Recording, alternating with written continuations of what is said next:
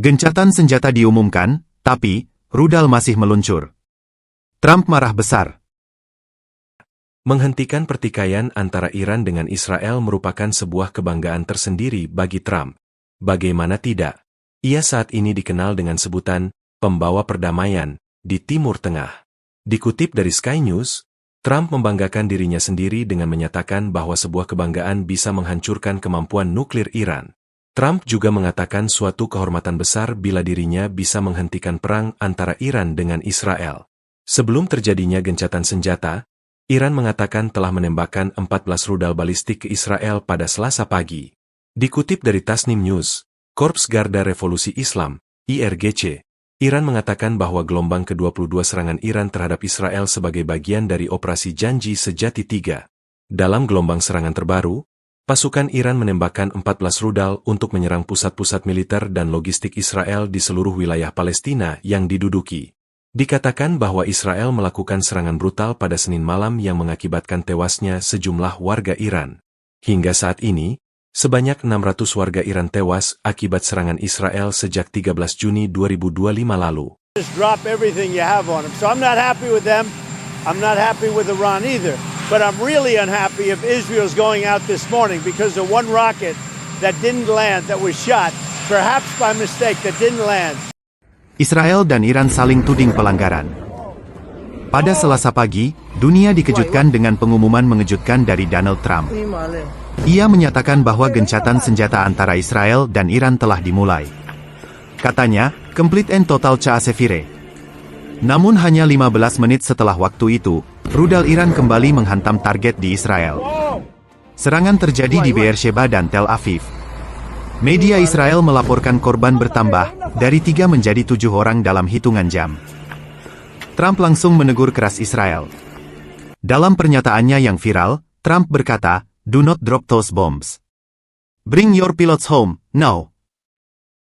Dikutip dari Reuters, Trump telah menegur Israel dengan kata-kata kasar dalam ledakan amarah yang luar biasa terhadap sekutu yang kampanye militernya telah ia ikuti 2 hari sebelumnya. Menghentikan pertikaian antara Iran dengan Israel merupakan sebuah kebanggaan tersendiri bagi Trump. Donald Trump bahkan menyindir kedua negara.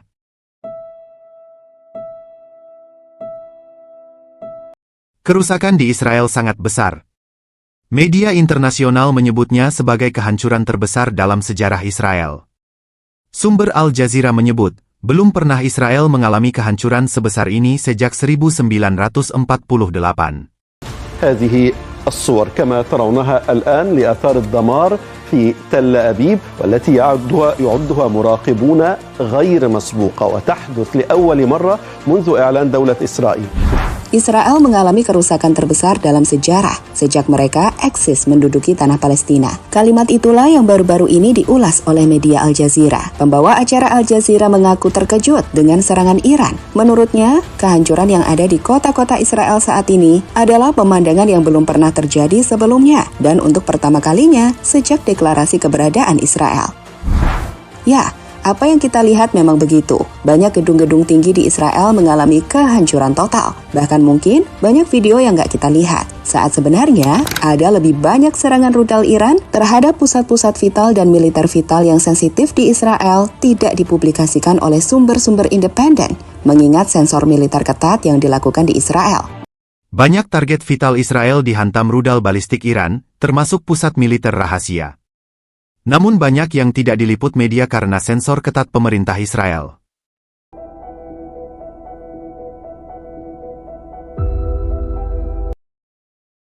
Usai pernyataan dari Donald Trump soal gencatan senjata itu dipublikasikan, Israel dan Iran justru harus saling bertukar serangan. Israel melakukan serangan besar ke Teheran sebelum Iran langsung membalasnya dengan jauh lebih keras.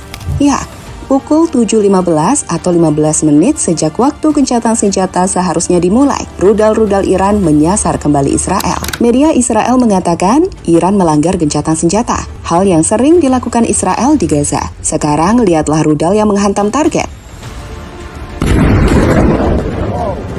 Whoa! Whoa! Whoa! Yo, what? Selanjutnya, lihatlah kerusakan yang terjadi akibat ledakan tersebut.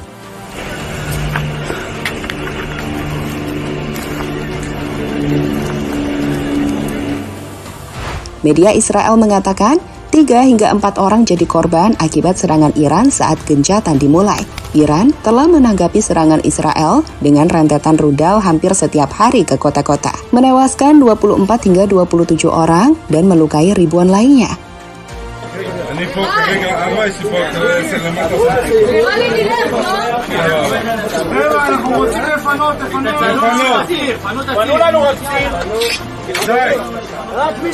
Namun jika dalam waktu dekat gencatan senjata ini gagal diterapkan secara nyata, eskalasi lebih lanjut dan konflik regional yang lebih besar sangat mungkin terjadi. Saat ini bola ada di tangan Israel terlebih dahulu untuk memastikan apakah gencatan ini bisa benar-benar diterapkan atau justru menjadi pintu masuk eskalasi yang lebih dalam.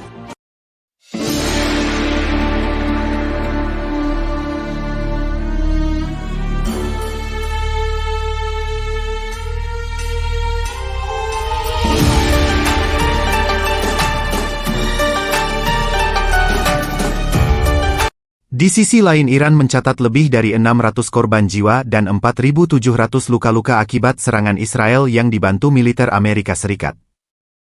Trump menyebut fasilitas nuklir Iran telah dihancurkan.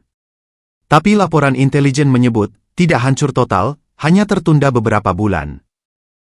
Posisi Iran yang tegas membuat situasi menjadi jelas. Semua tergantung pada keputusan Israel. Jika Israel memilih untuk berhenti menyerang, maka kemungkinan perdamaian akan terjadi dan situasi akan perlahan stabil. Sebaliknya, jika Israel memutuskan untuk melanjutkan serangan, konflik ini bisa berubah menjadi perang yang lebih besar, melibatkan banyak pihak lain.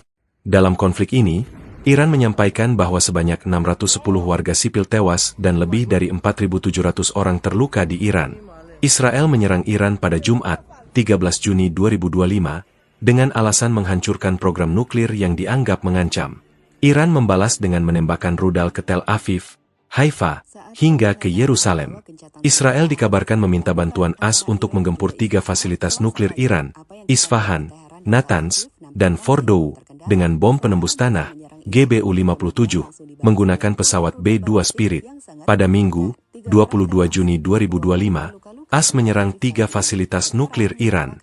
Sebagai respons, Iran menyerang pangkalan militer AS di Al-Udeid, Qatar, pada Senin, 23 Juni 2025, malam. Iran masih punya infrastruktur bawah tanah dan cadangan uranium yang belum terganggu. Artinya, program nuklir Iran masih hidup. Dalam konflik ini, Qatar menjadi mediator utama, dengan Trump sebagai juru tekan Israel, dan Rusia secara terbuka membela Iran. Iran melalui diplomat senior Abbas Araghchi menyatakan, kami akan patuhi gencatan jika Israel berhenti dulu. Tapi jika tidak, maka Teheran siap melanjutkan serangan habis-habisan. Kini Israel menghadapi dilema. Berhenti menyerang berarti mengakui tekanan Iran. Melanjutkan berarti membuka pintu perang lebih besar. Dengan korban yang terus bertambah, dan gencatan senjata yang dilanggar di menit-menit awal, kepercayaan publik dunia runtuh. Gencatan ini bisa pecah kapan saja. 24 hingga 48 jam ke depan menjadi masa paling krusial. Apakah Israel dan Iran benar-benar akan mematuhi gencatan? Atau ini hanya awal dari perang regional yang lebih luas?